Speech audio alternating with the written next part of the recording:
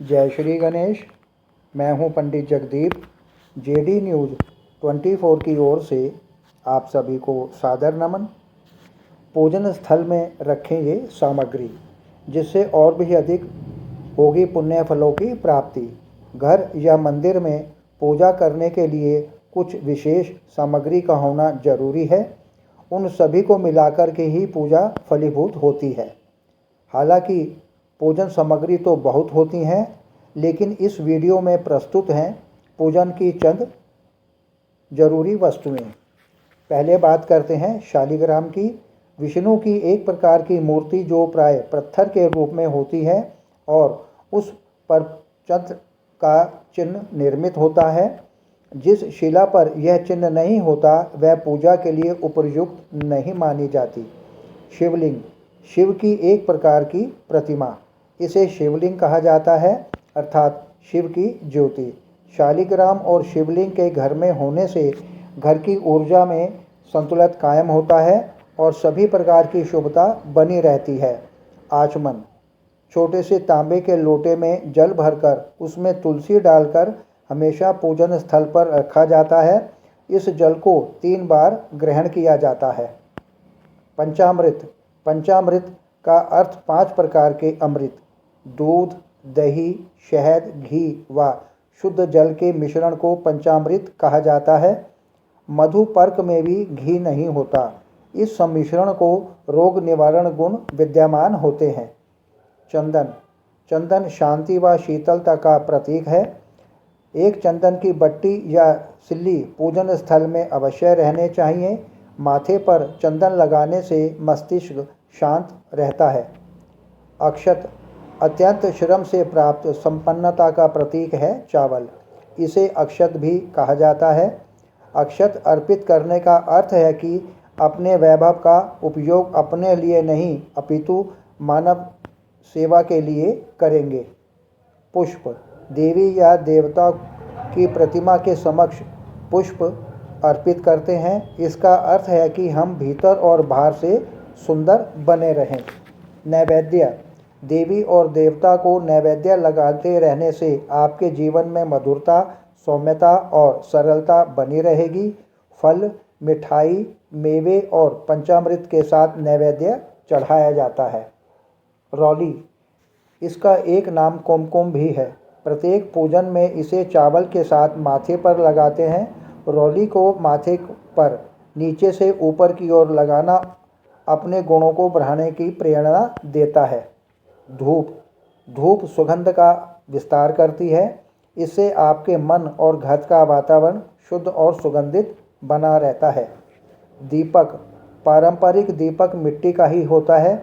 इसमें 5 तत्व जैसे कि मिट्टी, आकाश, अग्नि, जल और वायु।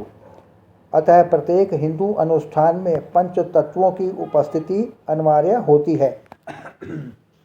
गरुड़ घंटी, जिन स्थानों पर घंटी बजने की आवाज़ नियमित रूप से आती है वहाँ का वातावरण हमेशा शुद्ध और पवित्र बना रहता है। इससे नकारात्मक शक्तियाँ हटती हैं और नकारात्मकता हटने से घर के समृद्धि के द्वार भी खुलते हैं। शंख, जिस घर में शंख होता है वहाँ माँ लक्ष्मी जी का वास होता है। तीर्थाटन से जो लाभ मिलता है वही लाभ शंख के दर्शन और पूजन से मिलता है। कलश, जल में भरा कलश देवताओं का आसन माना जाता है। एक कांस्य या ताम्र कलश में जल भरकर उसमें कुछ आम के पत्ते डालकर उसके मुख पर नारियल रखा होता है। कलश पर रौली स्वास्तिक का चिन्ह बनाकर उसके गले पर मौली बांधी जाती है। जल कलश में पान और सुपारी भी डालते हैं। कौड़ी, पुराने समय में कुछ ऐसी परंपराएं या उपाय प्रचलित हैं जिन्हें अपनाने से माँ लक्ष्मी जी की कृपा प्राप्त होती है। एक पीली कौड़ी को लाल कपड़े में बांधकर तिजोरी या जेब में रखने से समृद्धि बढ़ती है। तांबे का सिक्का, तांबे में सात्विक लहरें उत्पन्न करने की क्षमता अन्य धातुओं की अपेक्षा अधिक होती है।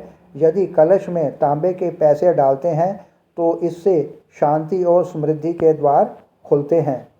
पाट, एक ऐसी पटिया जिस पर उक्त सभी सामग्री को रखा जाता है। पाट पर सफ़ेद, पीला या लाल वस्त्र बिछाकर उस पर उक्त सामग्री रखी जा सकती है। माँ दुर्गा जी की प्रतिमा।